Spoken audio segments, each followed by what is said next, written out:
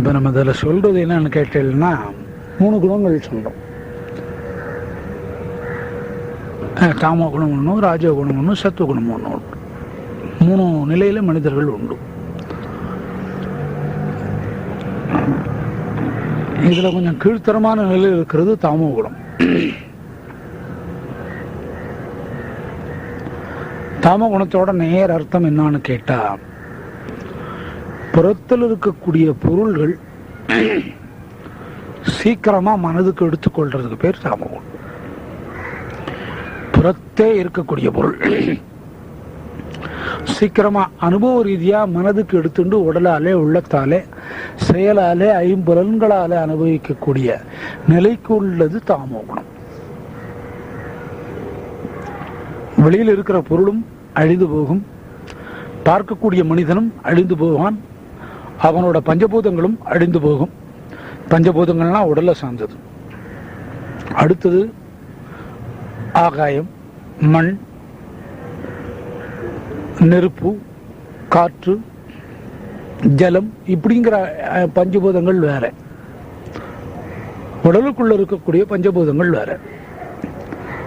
இந்த உடலுக்குள்ள இருக்கக்கூடிய பஞ்சபூதங்களை வச்சு வெளியில் இருக்கக்கூடிய பஞ்சபூதங்களை உணரணும்.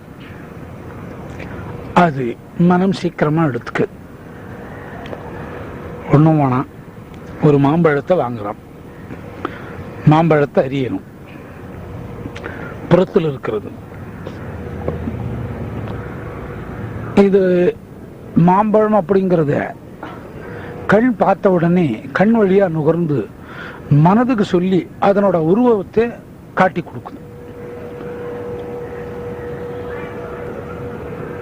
பஞ்சபூதத்தில் ஒரு வேலை. மாம்பழத்தை பார்க்கவே இல்லை, ஒருத்தர் பையுக்குள்ள வச்சுக்கிட்டு இருக்காங்க.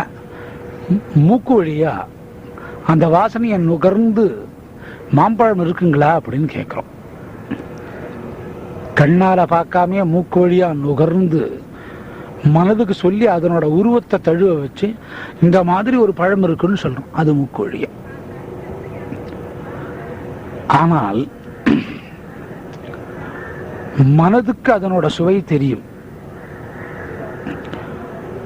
மனதால உணர்த்த முடியாது. கண்ணுக்கு அதனோட உருவம் தெரியும், கண்ணால அதனோட சுவையை உணர்த்த முடியாது. மாம்பழம்ங்கிற சொல் காதுக்கு கேட்கும், அதனோட சுவையை உணர்த்த முடியாது. அதனோட வாசனையை மூக்கு உணரும், ஆனால் அதனுடைய சுவையை உணர முடியாது. மலஜல ஓட்டைகள் வழியா அதை சாப்பிட முடியாது. அதை உணர்த்தக்கூடிய நிலை நாக்கில் இருக்கிற அந்த உமிழ்நீருக்கும் அந்த நாக்கும் தான் உண்டு. அந்த மாதிரி ஒரு பழத்துக்கு சுவை எப்படி வந்ததுன்னு நம்ம கண்டுபிடிக்கணும். அந்த மாதிரி ஒரு இயற்கையான வஸ்துல நம்மளால அந்த சுவையை செலுத்த முடியாது. அந்த சுவை ரூபத்திலேயே இறைவன் இருக்கிறான் அப்படிங்கிறத உணர்ற அளவுக்கு மனசை பக்குவத்துக்கு கொண்டாடணும். ஒரு பழத்துல கூட உண்டு சுவை. நம்ம எல்லாம் ஆர்டிபிஷியல், எல்லாம் கெமிக்கல், அப்படித்தான் செய்யணும். எல்லாம் ஷேக், ஆனா ஷேக் வச்சா மூலப்பொருள் இருக்கணும். இப்படி இந்த ஒரு மாம்பழத்துக்குள்ள கூட சுவை உணர்றதுக்கு பஞ்சபூதங்கள்ல நாக்குக்கு உணர்வு ஏற்படும். அப்ப அந்த சுவை ஏற்பட்ட போது இதில் இறைவன் இந்த ரூபமா இருக்கிறானேன்னு மனம் உணராது. காரணம் என்னன்னா, அந்த மாம்பழமும் அழியக்கூடிய வஸ்து, அதை நுகரக்கூடிய மனிதனும் அழியக்கூடிய வஸ்து. இந்த தாமோ குணத்தில் இருக்கிறனாலே அழிகிற பொருள்கள் ரெண்டும் ஒன்னா சேர்ந்து சுவையை அனுபவிச்சு மாண்டு போகும். அந்த சுவைக்கு ஒப்பான இறைவனை மனம் நுகர்றதில்லை. ஒரு மாம்பழத்து வழியா இறைவனை நுகர்ந்துக்கலாம், ஒரு மரத்து வழியா இறைவனை நுகர்ந்துக்கலாம். ஒரு பூவோட அழகு, வாசம், அதுக்குள்ள இறைத்தன்மை.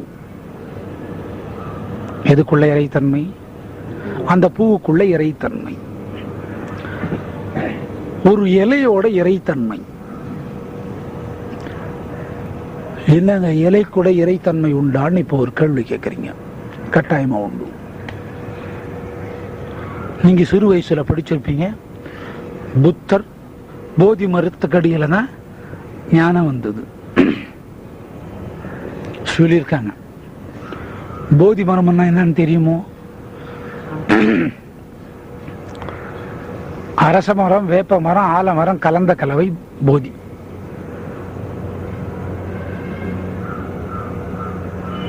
அப்ப அந்த மரத்துக்கோட இலைக்கு எவ்வளவு இருக்கு? ஒரு மனிதனுக்கு ஞானத்தை உண்டு பண்ணி வைக்கிற சக்தி. நேரடியா சொல்லணும்னாக்கா, ஒரே நாள்ல குண்டலினி சக்தியை வெகு வேகத்துல கிளப்பி பல கோடி சூரியனுக்குள்ளான உஷ்ணத்தை உடம்புல கொண்டு வந்து சேர்த்து ஒரு ஜனனமான மனிதனை உற்பத்தி செய்யக்கூடிய திறனுக்கு கொண்டு வர்றது, ஒரு இறந்த மனிதனை எழுப்பக்கூடிய நிலைக்கு கொண்டு வர்ற சக்தி எந்த மரத்துக்கு கொண்டு? போதி மரத்துக்கு கொண்டு. இப்ப நீங்க போறீங்க, சாதாரணமா சிவன் கோயிலுக்கு போறீங்க, வெல்வத்தை கொடுக்குறீங்க. இந்த வில்வத்தை எடுத்துக்கிட்டீங்கன்னாக்கா 3 இலை இருக்கும். அதுல ஒரு இலைக்கு அகாரம், ஒரு இலைக்கு மகாரம், ஒரு இலைக்கு உகாரம். ஊனா ஆனா இம்மன்னா. இந்த இலைய கையில தொட்டாவே அந்த ஸ்பரிசத்தினால ஞானம் வரும். ஒரு மனுஷனுக்கு வெறுமனே ஞானம் வர்றதை விரும்ப மாட்டாங்க. சன்னியாசிங்க மட்டும்தான் அதை விரும்புவாங்க. செல்வத்தோட ஞானம் வந்தா தான் அதை கூட மனிதன் நுகர்வான். அந்த வில்வத்தினால ஏற்படுற நிலை வியாதி போகுமாக்கும். எது? வியாதி போனாவே ஒரு செல்வம். அதோட செல்வம் வந்தா என்ன எடுத்தோ? இந்த 2 நிலையை கடந்து ஞானத்தை கொடுக்கக்கூடியது எது? வில்வம். வில்வத்தோட அந்த 3 இதழுக்கு ஓம் அப்படிங்கிற ஒரு பொருள் வில்வத்துக்கு. அதை வச்சு கூட இறைவனை உணரலாமோ இல்லையோ? சரி, அந்த வில்வமும் ஆண்டு போகும். அதை நுகர்ந்த மனிதனும் ஆண்டு போவான். ஆனா இந்த மனிதனோட உடல் உணர்வு ஞானத்தை விரும்பாது. எது எது அழியுதோ அதை மட்டும்தான் விரும்பும். ஆனா எதில் இருக்கக்கூடிய வில்வம் அப்படிங்கிறது ஞானத்தையும் கொடுக்கக்கூடியது. அந்த ஞானத்தை கொடுக்கக்கூடியது என்ன? வேண்டாமன்னு சொல்றான். அதில் இருக்கக்கூடிய பலன் என்ன பலன்? செல்வமும் வியாதியும் போகும். செல்வம் வரும், செல்வம் போகாது. வியாதிங்கிறது போயிட்டு செல்வம் அப்படிங்கிறது வரும். எதுக்கு? வில்வத்துக்கு. வில்வத்துக்கு அப்படி ஒரு பவர் ஆக்கும். அதுல சோமவாரத்துல பண்ற போது சிவனுக்கு அப்படி ஒரு விசேஷம். அந்த வில்வத்தில் இருக்கிற மகத்துவம் புரிஞ்சுக்கிறோமோ? எதில் இருக்கிற பவரை? வில்வத்துக்கு உண்டான ஆன்மீக பவரை புரிஞ்சுக்கிறது இல்லை. ஆனா லௌகிகத்துக்கு உண்டான பலன்கள் எதிர்நோக்கிறோம். காரணம் என்ன? மனிதன் தாமோ குணத்தில் ஆழ்ந்து போறான். சரி, இப்ப நேரா துளசிக்கு போங்க. துளசி ஒரு ஆத்துக்குள்ள இருந்தா தாரித்ரியம் வீட்டுக்குள்ள நுழையாது. என்னது? அப்ப வீட்டுக்குள்ள என்ன இருக்கும்? செல்வம் இருக்கும். செல்வம் இருக்கிற இடத்துல ஸ்ரீங்கிற ஒரு அம்பாள் இருப்பான். ஸ்ரீன்னா லக்ஷ்மி, ஸ்ரீன்னா பெண். எல்லா தேவதைக்கும் முன்னாலே ஓம் போட்டுதான் சொல்லணும். இந்த ராமனுக்கு மட்டும் ஸ்ரீ ராம ஜெயம். ஓம் போடணுங்கிற அவசியம் கிடையாது. ஓம கூட மேலோன ஐக்கியத்தை எதில் கொடுக்குறாங்க? ஸ்ரீராமஜெயம். அந்த ஆத்துல செல்வம் நிலைச்சு இருக்கும். எது இருந்தா? துளசி இருந்தா. அந்த துளசி இருக்கிற இடத்துல யார் வாசம் பண்றது? லக்ஷ்மி. லக்ஷ்மி இருக்கிற இடத்துல யார் வாசம் பண்ணுவா? ஸ்ரீனிவாசன். அப்ப என்ன எடுத்தோ? அப்ப துளசி கூட எதுக்கு சாத்திரனாக்கும்? பலனுக்கோசரம். அப்ப அந்த பலனை எதிர்பார்க்கிற மனிதன் தாமோ குணம். அந்த இலைக்கு அந்த லட்சுமி அப்படி ஓடி ஆடுறா. எந்த இலைக்கு? ஒரே ஒரு இலைக்கு ஓடி ஆடுறான். நாராயணன் ஒரு இலைக்கு ஓடி ஆடுறான். ஏன் இலைக்கு ஓடி ஆடுறான்னு கேட்டா, இது வழியா மனிதனுக்கு உயிரணுக்கள் வழியா இந்த ஆன்மீகம் பரவி லௌகீகத்தை மறக்கணுங்கிறனால அந்த மாதிரி ஓடி ஆடுறாங்க. மனிதனுக்குள்ள என்ன நிறைஞ்சிருக்கிறது? மொத்தம் தாமோ குணம் தான். அவ்வளவும் தாமோ குணம். இந்த தாமோ குணத்துல இருந்து விடுபடவே முடியாது. இது மேலான ஒரு மனிதனா இருந்தாலும், மேல்நிலையில படித்த ஒரு மனிதனா இருந்தாலும், பல பேருக்கு தெரிஞ்ச ஒரு முகமா இருந்தாலும், பல்லாயிரக்கணக்கான மக்களுக்கு தெரிஞ்ச ஒரு முகமா இருந்தாலும், பல தேசங்களை தழுவி பல தேசங்கள்ல தன்னோட முகம் தெரிஞ்சு மிக புகழ்ல இருக்கிறவனா இருந்தா கூட என்ன குணத்துல இருப்பானாக்கும்? தாமோ குணம். இந்த தாமோ குணம் போறதுக்கு வழி இல்லையான்னு அடுத்த ஒரு கேள்வி கேட்டீங்க. கட்டாயமா தாமோ குணம் விலகும். தாமோ குணம் விலகணும்னா என்ன செய்யணும்? கர்மா. மறுபடியும் இப்ப நம்ம 3வது யோகத்துக்கு போறோம். இந்த கர்மா அப்படிங்கறத செஞ்சுட்டே வரணும். கர்மா அப்படிங்கிறது என்ன? ஒரு செயல், சிறு சிறு செயல். அந்த செயல் எதை தழுவி இருக்கணும்னு கேட்டா, செயல் சர்வீஸை தழுவி இருக்கணும். செயல் எதை தழுவி இருக்கணும்? சர்வீஸை தழுவி இருக்கிற போது மனசுக்கு ஆனந்தம் பிறக்கும். அதனால அவர் என்ன சொல்லிட்டாரு கிருஷ்ணன் பகவத்கீதையில? கர்மாவசி. செயல் கர்மா அப்படிங்கிறது நம்ம எந்த செயல் செய்யறோமோ அந்த செயலுக்கு பேர் கர்மா. உட்காந்து இருக்கிறது கர்மா. ஒருத்தர் தலையில் இருக்கிற பேனை எடுத்து நகத்துக்கு வச்சு இன்னொரு நகத்து வழியா குத்துறது கூட கர்மா தான். நல்லா வயிறார சாப்பிட்டு தூங்குறமே அது கர்மா. மலஜலம் கழிக்கிறமே அது கர்மா. ஆனா இங்க கர்மாங்கிற சொல்லுக்கு பொருள் சேவைங்கிறது பொருள். சேவைங்கிறது ஒண்ணு செய்யற போது சேவை செய்யக்கூடிய இடத்துல தெய்வம் நிக்கிறது. எப்படிங்க ஒத்துக்க முடியும்? உதாரணத்துக்கு கர்ணன் எடுத்துக்கோங்க. கண்ணனோட ரொம்ப பிடித்த ஒரு நபர் யாருன்னா கண்ணனுக்கு கர்ணன். கிருஷ்ணனுக்கு பிடித்த ஒரு நபர் யாரு? கர்ணன். ஒரு காலத்துல கிருஷ்ணன் 2 பேருக்கும் பிரிச்சு கொடுத்தாராம். துரியோதனாதி வகையா இருக்கும், பாண்டவர் வகையா இருக்கும். பாண்டவர் வகையா இருக்கு தன்னை கொடுத்துட்டாரு, அது கர்மா. துரியோதனாதி வகையா இருக்கு தன்னோட படைகளை கொடுத்துட்டாரு, அது கர்மா. இந்த கர்மா அப்படிங்கிற செயல் அவர் செஞ்சதுனால அவருக்கு என்ன வந்ததுன்னா சன்னியாசம் வந்தது. யாருக்கு? கிருஷ்ணன். அந்த சன்னியாசிக்கு கூட ஒரு ஆசை வந்ததுதான். இப்போ தன்னோட குதிரைப்படை, அந்த படை, இந்த படை, மொத்த படத்தையும் துரியோதன் வகையாருக்கு கொடுத்துட்டார்.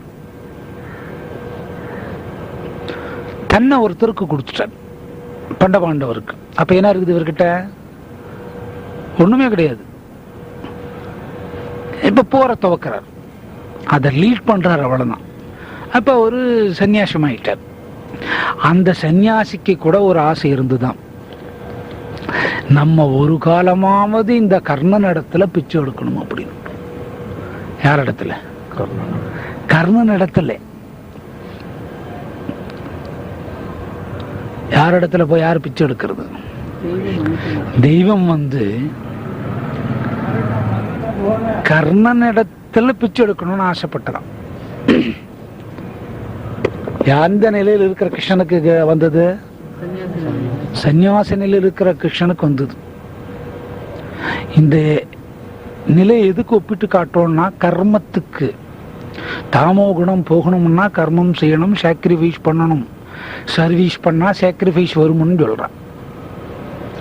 ஆசைப்பட்டாரு. போர்க்களத்துல கர்ணன் விழுந்தான். நேரா போனாராக்கும். 3 காலத்தையும் அறிஞ்சவர், எல்லாத்தையும் நடத்துறவர், நடத்தி கொண்டிருப்பவர். ஒரு பானத்தை விட்டாங்க. பூமாதேவி வந்து அழுதாளாம், இது நல்லாவே இல்லை அப்படின்னு. அடுத்த பானத்தை விட்டாங்களாம், தர்ம தேவதை வந்து அழுதாங்களாம். 2 மாயை கர்ணனை கெடுத்தது இந்த 2 மாயை. நிஜமாலுமே கெடுத்த மாயை வந்து நிஜ ரூபத்தில் கெடுத்த தாய் மாண்டதுக்கு அப்புறம் தான் அழ முடிஞ்சது. மாள்றதுக்கு முன்னே இந்த மாதிரி நீ எனக்கு ஒரு உதவி செய்யணும். என்ன உதவி? பொண்ணோட புண்ணியங்கள்லாம் எனக்கு தரணும். தரணம் அப்படிங்கிற போது அது செயல், கர்மம். கொடுக்கிற போது சேவை, கொடுத்து முடிச்சதுக்கு அப்புறம் சாக்ரிஃபைஸ். சேவை, சாக்ரிஃபைஸ். கொடுத்துட்றோம் ஒருத்தர், சரி கொடுத்துட்றேன்,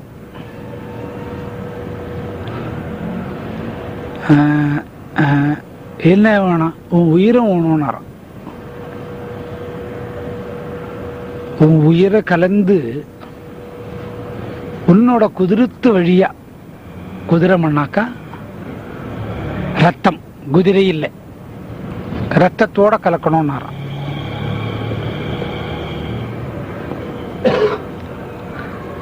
இது வரைக்கும் கேள்வி கேட்கல கர்ணன். இது வரைக்கும்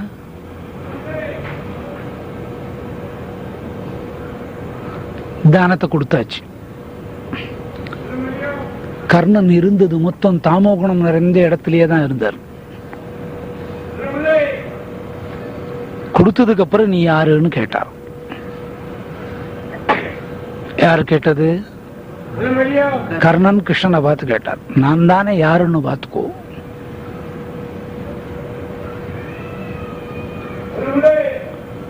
கர்ணனுக்கு விஸ்வரூப தரிசனம் கொடுத்தார். அப்போ தாமோ குணம் போகணும்னாக்கா கர்மத்தை ஒழுங்கா செய்யணும். கர்மத்தை எந்த ரூபத்தில் செய்யணும்னு கேட்டா தர்மம் அப்படிங்கிற ரூபத்தில் செய்யணும். உடனே நீங்க கேள்வி கேட்குறீங்க, 10,550 ரூபாய் சம்பளம்னா அப்படியே எங்கேயாவது கொடுத்துட்டு வந்துடணுமான்னு கேட்பீங்க. அப்படியே கொடுத்துட்டு வீட்டுக்கு போனீங்கன்னா இந்த முட்டிக்குள்ள கிண்ணம் இருக்குது பாருங்க, அதை சம்சாரம் பேத்து எடுத்து கையில கொடுத்து ஒரு வீல் சேரை கொடுத்து தெருவா போய் பிச்சு எடுத்துட்டு வந்தாவது கொடுணுவான்.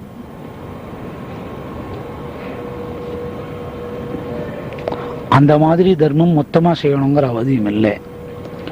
அதுல 1 ரூபா பண்றோமோ இல்லையோ, இதுல 10,550ல 10,549 ரூபாய் எடுத்துட்டு 1 ரூபா பண்றேன், அது கூட தர்மம் தான்.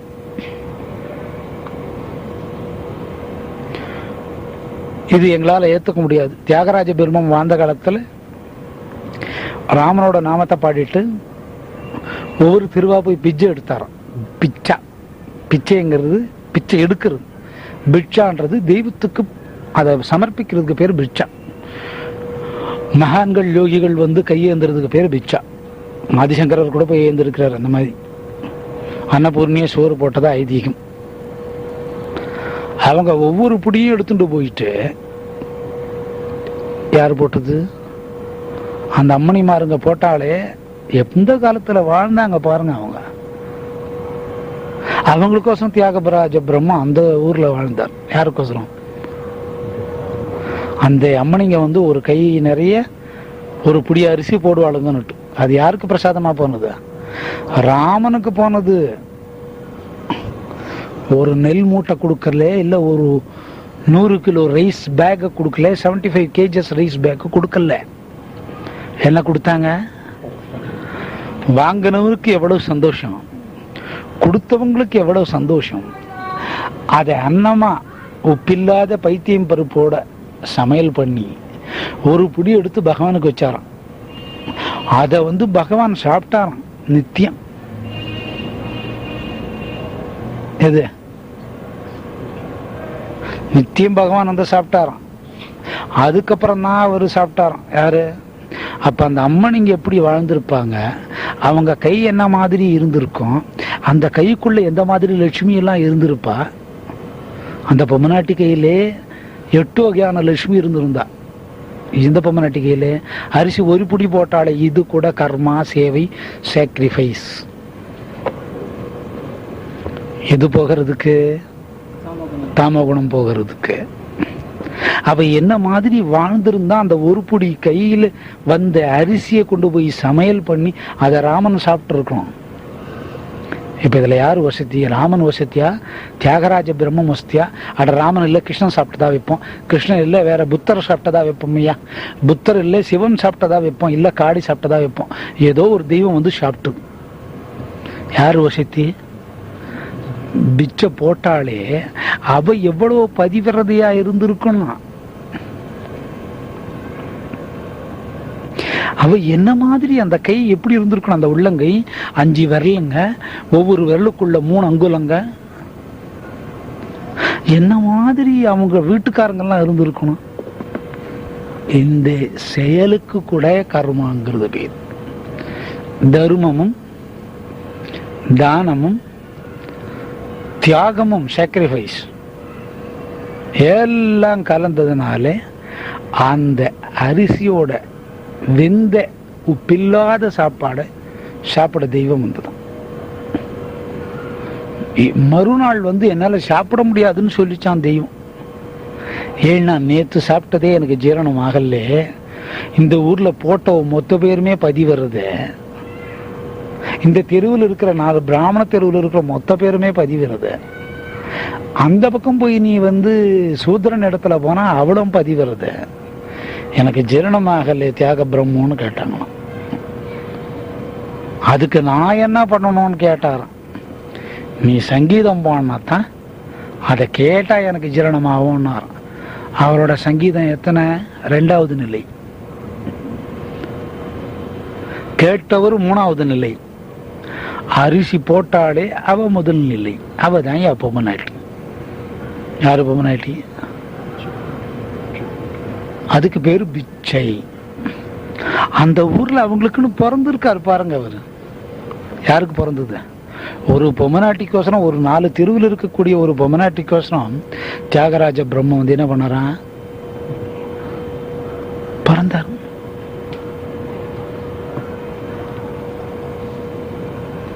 ஒரு வார்த்தை கேட்டாராம், தெலுசுனாராமா அப்படின்னு. தெலுசுனாராம். அவர் என்ன தெலுசுனாராம்? இந்த தெருவில் இருக்கிறவங்க எல்லாம் பத்தினி, இந்த ஊர்ல இருக்கிறவங்க எல்லாம் என்னால ஜீரணம் பண்ணிக்க முடியல, நீ சங்கீதம் பாடு அப்படின்னா. என்னத்த பாடுறதுன்னு கேட்டாராம். எத்தியாவது ஒண்ணு பாடு, சப்தஸ்வரத்துல ராகமாலிகா சங்கீதத்துல பாடுனாங்களாம். பாடினாராம். அப்பதான் ஜீரணமாச்சேன். இந்த நிலைக்கு பேரு கர்மா.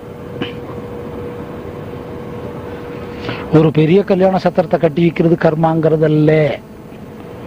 ஒரு நல்ல மனிதனா வாழ்ந்து நல்ல விதத்துல பொருளீட்டி நல்ல விதத்துல ஒரு பொடிய அளவுக்கு தர்மம் பண்றோம் பாருங்க. அந்த தர்மம் அப்படிங்கிற கர்மா செயல், சேவைங்கிற தியாக செயல் தாமோ குணத்தை மாத்தி வைக்குது.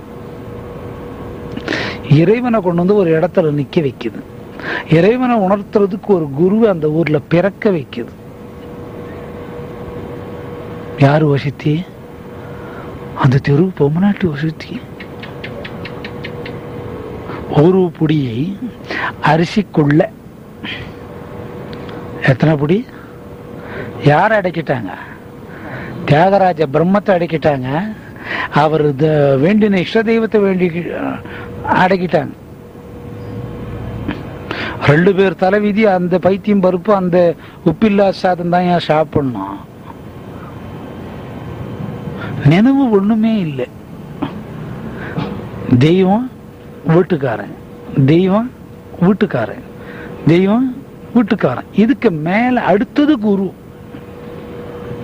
வீட்டுக்காரன், தெய்வம், குரு.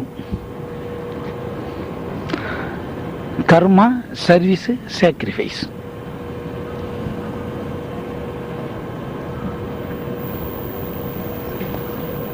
கர்மா செயல். தானம் கொடுக்க மனது வருவாருங்க. அந்த மாதிரி நிலையில் இருந்தா இந்த கர்மா சுத்திகரிக்கப்பட்டு தாமோ குணம் என்ன ஆகுது? மாறி போய்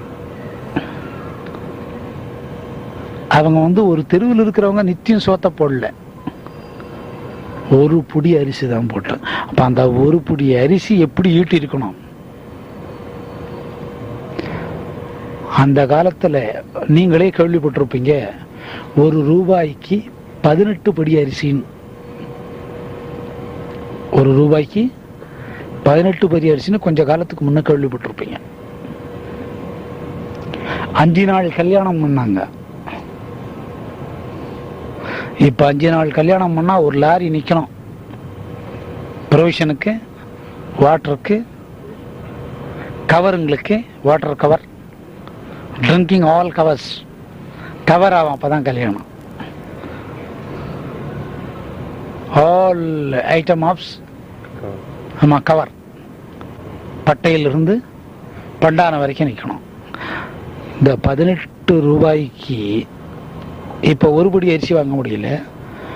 அந்த காலத்தில் ₹1 18 படி அரிசி வாங்கினா, அதுக்கும் முன்ன இருந்தவர் இந்த தியாக பிரம்மம் தர்மத்தை எப்படி வாங்கியிருக்கிறாங்க? ஒரு பிடி. சரியா? இவர் காலத்துல ஒரு பிடியா? துவாபர யுகத்துல கிருஷ்ணன் பிறந்தார். கிருஷ்ணனுக்கு தோழன் யாரு? சுதாமர். அவர் எந்த அளவுக்கு கொண்டு போய் அவள் கொடுத்தாரு? பிடி கணக்கு தான். ஒரு பிடி நண்பனுக்கு, ஒரு பிடி பகவானுக்கு, ஒரு பிடி குச்சல் இருக்கு. எத்தனை பிடி வாங்கினாரு இல்லையா? ஒரு பிடி பகவானுக்கு, ஒரு பிடி லட்சுமிக்கு, ஒரு பிடி சுதாமருக்கு, ஒரு பிடி ராதிக்கு, ஒரு பிடி ருக்மிணிக்கு, ஒரு பிடி கிருஷ்ணாவுக்கு. இதை எப்படி வேணாலும் மாத்திக்கலாம். தர்மம் அப்படிங்கிறத கூட அளந்து ஒரு கண்ணியமான முறையில சேர்ந்திருக்கிறாங்க. அந்த மாதிரி நிலைக்கு பேரு கர்மா. இது எப்ப வரும்னா இறைவனுக்கு பண்ற காலத்துல மட்டும்தான் வரும். புறத்தில் இருக்கக்கூடிய பொருள்ல புறத்தில் இருந்த மனிதன் அனுபவிக்கிற போது கர்மா செயலிழந்து போகும். அப்படி கர்மா செயலிழந்த போற போது மனிதன் எந்த குணத்துல நிற்பானாக்கும்? தாமோ குணத்துல தான் இருப்பான். இந்த தாமோ குணம் எப்ப கிளறி விடும்னு கேட்டா துன்பம் விரைந்து வரணும். என்ன வரணும்? துன்பம் விரைந்து வரணும். துன்பம் வராது இடத்துல இறைவன் நுழையாது. துன்பம் வேகமா வந்தாத்தான் அப்பதான் இறைவனை சிந்திப்பான்.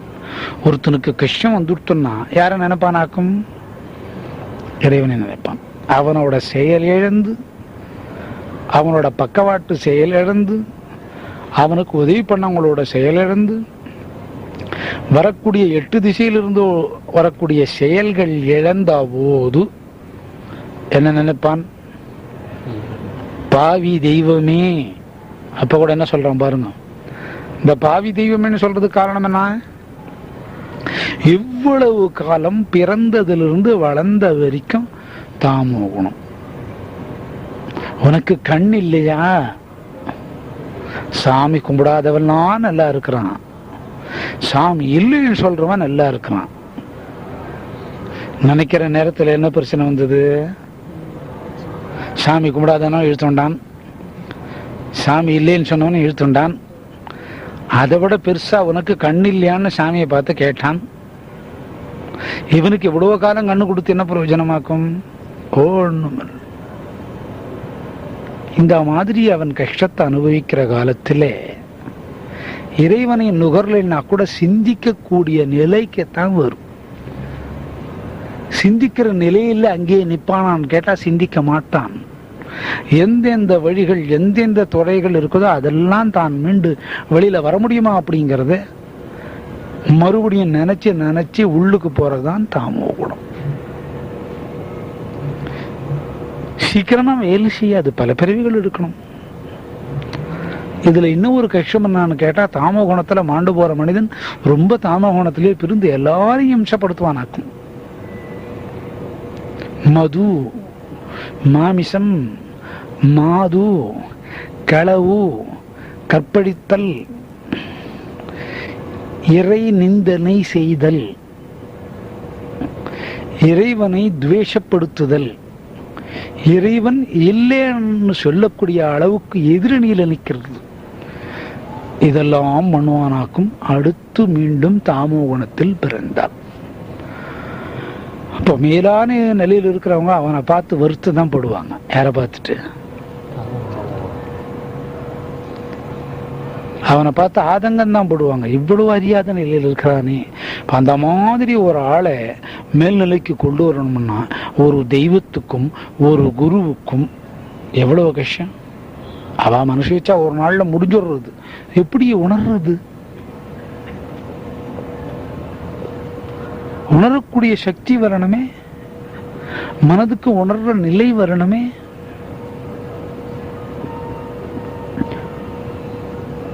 இப்போ மனிதர்கள்ல தான் தாமோ குணத்தில் இருக்கிறாங்கன்னு நினைக்க முடியாது. மனிதர்கள் மட்டும் இல்லை, ராட்சசத்துல கூட தாமோ குணம் உண்டு. உடனே நீங்க எடுக்க வேண்டியது ராவணன். ராவணன் ஒரு சர்வசாதாரணமான ஆள் கிடையாது. அரக்கனா இருந்து எதை தொண்டு பண்ணான்? சிவ தொண்டு பண்ணான். சிவனுக்கு எப்படி தொண்டு பண்ணான்? தன்னோட நரம்ப ஒண்ணு எடுத்து வீணையாக்கி அதுல வாசிச்சான். அப்ப அவனோட மனம், அரக்கனா இருந்தவனோட மனம் சத்துவ குணத்துல இருந்தது. அரக்கனான இப்போ நம்ம நரம்பு எடுத்து வீணை வாசிப்போமா? சொன்னவனோட நரம்பு எடுத்து வீணையாக்கி பார்சல் ஆக்கி அவன் வீட்டுக்கு அனுப்பிச்சிடுவோம். கஷ்டம்னு வந்தா நரம்பு எடுத்த வாசிக்க சொல்ற மூடனைய முழு முட்டாளி.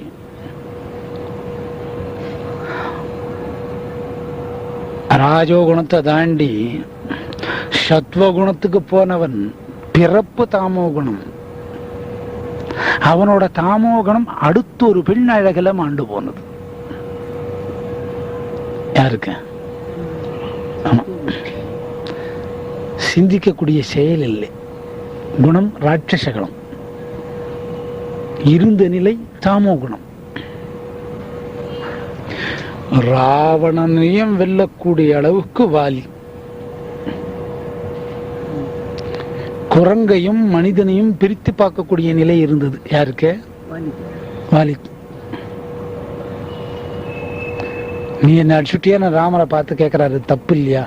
நீ மனிதன், நான் குரங்கியனம். அதுக்கு அவர் பதில் சொல்றார், நான் மனிதன்னு சொல்ல அளவுக்கு உனக்கு மனப்பக்குவம் இருக்கு, என்ன மனிதன்னு பிரிச்சு பார்க்கிற அளவுக்கு மனப்பக்குவம் இருக்கு. நீ குரங்குன்னு உன்னை தாழ்த்திக்கிற அளவுக்கு மனப்பக்குவம் இருக்கு. ஆனா விரும்பாத ஒரு பெண்ணை நுகரணும்னு உனக்கு தெரியலையே. நுகர்ந்தோம்னு தெரிஞ்சதா? வந்திருக்கிறது தெய்வம்னு தெரியுது, வந்திருக்கிறது தெய்வ ரூபத்துல மனிதன்னு தெரியுது. ஆனா ஒரு குரங்குக்கு அவ்வளவு சிந்திக்கிற செயல் வராது. ஒரு மரத்தை விட்டு மரம் தான் போகும். நீ ஒரு கேள்வி கேட்டு அந்த கேள்வியிலிருந்து பதில் என்ன கேட்கற. அப்ப கேள்வி கேட்கிற போதே நீ மனிதனை விட சிறந்தவன் ஆகிட்ட. ஆனால்தான் உன்னை கொல்றேன். உன்னை கொண்டதுல என்ன தப்பு? உன்னை கொல்றதுக்கு இதுக்கு முன்ன ஒரு கதை இருக்கு, பார்க்கடல் கதை. அந்த வாசுகியால தான் அவனுக்கு இந்த நிலை. அது 7 நிலையா மடிச்சு படுத்திருந்தது. அதனோட வால்ல என்னோட கட்டவரல் வச்சு அம்ப விட்டேன். அது மேல 7 நிலையிலே வளர்ந்த மரங்கள் ஒண்ணு சேர்ந்தது.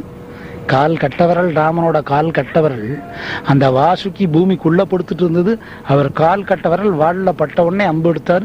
அம்பு எடுத்த உடனே அந்த பாம்பு நேரா நிமிர்ந்தது. 7 மரங்கள் ஒன்னானது. 7 தொலை வழியா போடுது. எப்ப நடந்ததுன்னு நடந்த நிகழ்ச்சியை காட்டினாராம் வாலிக்கு. அப்ப கூட சொல்றாராம், இந்த பிறவில நான் உன்னை என்ன பண்ணேன் கேட்டாராம். அதுக்கு நிலை குரங்கினமா இருந்தாலும் அரக்க குணத்தோட இருக்கக்கூடிய தாமோ குணம். சரியா? குரங்க பார்த்தோம், ராட்சசனா பார்த்தோம். லட்சுமிக்கு கூட தாம குணம் இருந்துதான். எங்க இருக்கிறவருக்கு உலகத்திலேயே சிறந்தது இறைவனோட பாதம், விஷ்ணுவோட பாதம். அவளுக்கு கூட தாமோ குணம் வந்துருத்தான். இந்த மனுஷன் பத்மசயனத்தில் இருந்துகிட்டு தினமும் காலை பிடிச்சி ஓட சொல்றானாக்கும்னு நினைச்சாங்களாம். இப்ப இருக்கிற பொம்னாட்டி 50% கொடுக்குறியா, பள்ளிக்கூடத்தில் 50% கேட்கறா, காலேஜில் 80% கேட்கறா. ஆம்பளைங்க எல்லாம் என்ன பண்றதுன்னா பேருக்குங்க துணி தேய்ச்சிக்கோங்க. எத்தனை பர்சன்டேஜ் கேட்கறாங்க ஒவ்வொருத்தரும்? ஏன் கேட்க மாட்டாங்க? காரணம் என்ன? எப்ப வந்தது இந்த நினைப்பு? 10 அவதாரம் எடுக்கிறதுக்கு முன்ன வந்தது. இது என்ன, இந்த ஆள் காலை பிடிக்கதான் நம்ம பிறந்தோமா? நம்ம இல்லைன்னா இந்த ஆள் இல்லை, நம்ம தான் லட்சுமி ஆக்கும் அப்படின்னு அவங்க நினைச்சாங்க. காலை பிடிச்சி விடுற இடத்துல அமைதியா உட்காந்து காலை பிடிக்க வேண்டித்தானே. அவர் அப்படியே பத்மசயனத்திலிருந்து நினைச்சாராம். பத்மசயனத்தில் இருக்கிற போதே, வடுவா நீ சீதையா போய் படாத உள்ளு பட போறே அப்படின்னு.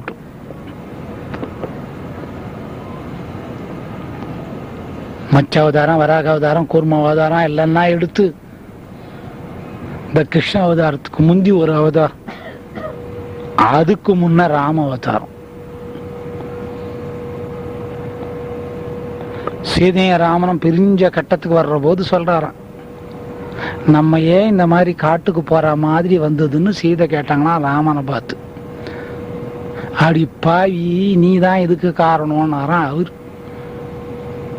நான் என்ன பண்ண, நான் ஒண்ணுமே பண்ணல, அழகா பிறந்ததா என் தப்பு? அழகா பிறந்தது தப்பில்லை, கொஞ்சம் பழச நினைச்சு பாரு, நீ லட்சுமி ஆக்கும். ஆமா லட்சுமி தான். நீர் அப்ப விஷ்ணு. ஆமா விஷ்ணு தான். காலை பிடிக்கிற போது என்ன நினைச்சேன்னு கேட்டார். நீ தாம குணத்துக்கு பூலோகத்துக்கு வந்து சீதியா பிறந்தது இல்லாதே, உனக்கு முன்னால வேற நான் பிறக்கிற மாதிரி ஆயிடுத்து. இருந்தா கூட நான் பின்னாலதான் பிறந்தார். ராமர் சின்னவர், சீதை பெருசு. ராமனை விட சீதை தான் பெருசு. நான் கொஞ்சம் தாமதமா தான் பிறந்தேன். ஏன்னா முதல்ல நீ பிறந்து கொஞ்சம் கஷ்டப்பட்டான். முதல்ல ரோசனை பண்ணா நான் தான் முதல்ல பிறக்கணும். யார இந்த பாதத்தை பிடிக்கிறதுனால கஷ்டம்னு நினைச்சாங்க? சீதைய லட்சுமியா இருக்கிற காலத்துல நீ முதல்ல இறங்கி வந்த தாம குணத்துக்கு.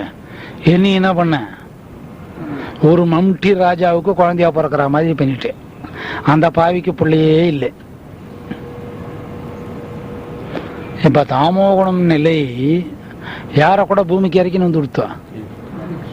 ஆமா, லட்சுமி வந்து சீதையா வந்துட்டா, விஷ்ணு வந்து ராமரா வந்துட்டார். விஷ்ணுவா இருக்கிற போது அவ்வளவு கலர், அவ்வளவு அழகு. ராமரா இருக்கும்போது கரிவட்ட, கிருஷ்ணனா இருக்கும்போது கரிவட்ட. அப்ப தாமோ குணத்துக்கு தெய்வத்தை கூட மாற்றி வைக்கக்கூடிய சக்தி. அதனால்தான் இந்த தாமோ குணத்தோட நிலைய குணங்கள் 3ஆ பிரிச்சு, தாமோ குணம், ராஜோகுணம், சத்துவகுணம் அப்படின்னு சொல்றார். மனிதனா இருக்கக்கூடிய நேரத்துல மனம் ஜடத்துக்கும் அதிஜடத்துக்கும் போகும். இந்த மரத்தை பார்த்து சிந்திச்சு, இதுல இருக்கக்கூடிய வர்ணத்தை பார்த்து, மலரை பார்த்து சிந்திக்கக்கூடிய மனம் மனிதனுக்கு இருக்கு. இதுல தெய்வம் உண்டுங்கிற நுகரக்கூடிய மனோசக்தி மனிதனுக்கு உண்டு. ஆனா மனிதன் எதுல மாண்டு போறான்? அழகு, வாசம். அதை கொடுத்தவன்ல நினைக்கிறது இல்லை. இதனாலதான் எவ்வளவு சிக்கல். இது அறியணும்னா துன்பங்கள் வர்ற காலத்துல கொஞ்ச காலத்துக்கு அறிய முடியும்.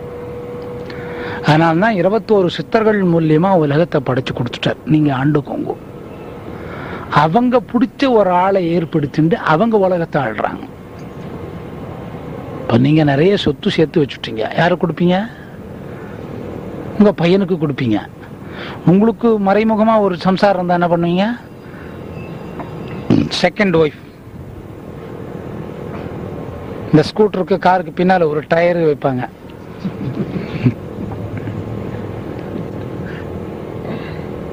அந்த மாதிரி ஒரு சம்சாரம் இருந்தா என்ன பண்ணுவீங்க? திருட்டுத்தனமாவது எழுதி வைப்பீங்களா இல்லையா? அதே மாதிரி 21 சித்தர்கள் உலகத்தை ஆண்டு கொண்டு அதுக்கு உள்ள கூடிய தன்னோட விருப்பமான ஒரு பிறப்புள்ள மனிதனை எடுத்து அவங்க மூலியமா உலகத்தை ஆள்றாங்க. இவ்வளவு நிலைத்துக்கு காரணம் என்னன்னு கேட்டா இந்த தாமோ குணம்.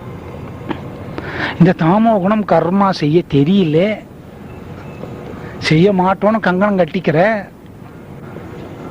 அப்ப அது சீக்கிரமா செய்யணும், நடக்கணும், தெளிவு வரணும். தெய்வம் குரு, ரெண்டு பேர் யாரு? தெய்வமும் குரு. நீ யார வேணாலும் எடுத்துக்கலாம். தெய்வம் குரு. தெய்வம் ரொம்ப யோகங்கள் எல்லாம் பயின்ற பிறகு ராஜயோகத்துல தான் நேரடியா பேசுமாக்கும். தெய்வம் உண்டா என்ன காட்டுவியான்னு கேட்டா எப்படி காட்ட முடியும்? காட்டினாதான் நம்புவேன்னு சொன்னா எப்படி காட்ட முடியும்? உதாரணத்துக்கு ஒரு சிறு குழந்தை இருக்கு, 5 வயசு குழந்தை. எனக்கு குழந்தை பிறக்குமான்னு தாயார் இடத்துல கேட்டா தாயை அப்படி பதில் சொல்லுவா? அந்த குழந்தைக்கு 5 வயசுல குழந்தை பிறக்குமா? இப்பத்து குழந்தைங்க பெத்துக்கணும் நிற்கும். நீ என்ன 30 வயசுல என்ன பெத்த, உனக்கும் வயசாகி போச்சு, நான் அம்மானு கூப்பிட்றதா ஆயானு கூப்பிட்றதா, நான் பாரு 5 வயசுலயே பெத்துட்டேன்னு சொல்லலாம். 5 வயசு குழந்தை கருத்தரிக்க முடியுமா? அந்த குழந்தை எத்தனை வயசு காத்துக்கிட்டு இருக்கணும்? அதுக்கு அடுத்தது ஒரு 10 வருஷம் காத்துக்கிட்டு இருக்கும். வயது அதுக்கப்புறம் ஒரு திருமணம் அப்படின்னு சொல்லி அதுக்கப்புறம் 2 பேர் கலந்ததுக்கு அப்புறம் தான் குழந்தை பிறக்கும்.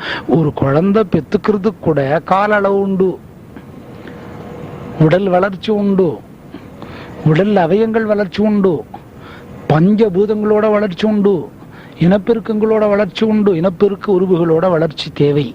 அடுத்தது கர்ப்பப்பை, அப்புறம் விதை. இது உற்பத்தி ஆகிறதுக்கு உடல்ல எவ்வளவு நாள் ஆக்குறது?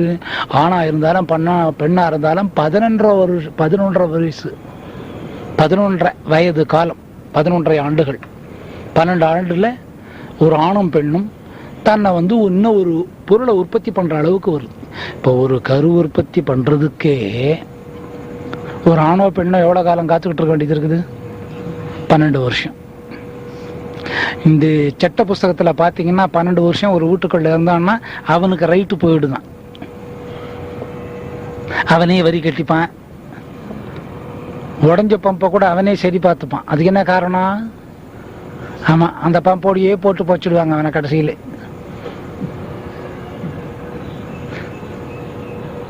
பன்னெண்டு வருஷம். ஆனா நீ என்ன கேக்குற? நேரா காட்டுவியா? என் கண்ணுக்கு தெரியணும், நான் பார்க்கணும். என்னத்தை பாப்பி நீ? செத்து போன உங்க அப்பனே நாத்துல கதவை தட்டினான்னு வச்சுக்கோங்க, போய் என்ன பண்ணுவ? அப்பா தானப்பா. அப்பா செத்து போயிட்டாரு. ஒரு 10வது நாள் கதவை தட்டாரு, மகனே மகனே அப்படின்னு கூப்பிடுறாரு. உருவம் தெரியல, குரல் மட்டும் கேட்டா என்ன ஆயிடும்? இவர் 11ஆம் நாள் சுடுகாட்டுக்கு போயிடுவாரு. இப்ப 2 பேரும் மறு ஒரு 20வது நாள் வர்றாங்க. அவர் தம்பி கிட்ட, அப்பா புள்ள, அவர் 2வது புள்ள கிட்ட வர்றாரு. மகனே, எங்க அண்ணன் நீ வந்தேன் செத்தான், எங்க அண்ணனை வேற இப்ப கூட்டின்னு வந்திருக்கிற. ஒன்னும் இல்லடா, பலான பீரவில டாக்குமெண்ட் வச்சிருக்கிறேன்டா, அதை எடுத்துக்கோ. அதை எடுத்த உடனே இவனுக்கு உடம்பு சரியில்லாத போடும். ஒரு 4 நாள் கனவுல பொறுத்து, 4 நாள் பொறுத்த கனவுல ஒன்னும் இல்லடா மவனே, என்னோட மண்டவோட நானே சுடுகாட்டில் பத்திரமா எடுத்து வச்சிருக்கிறேன், அதை எடுத்துன்னு பீரவில வச்சுக்கிட்டா ஒன்னாவாதுரானா. என்ன பண்ணுவான்? பீரை வானா, மண்டை ஓடுவானா, ஒரு சுத்து வானா.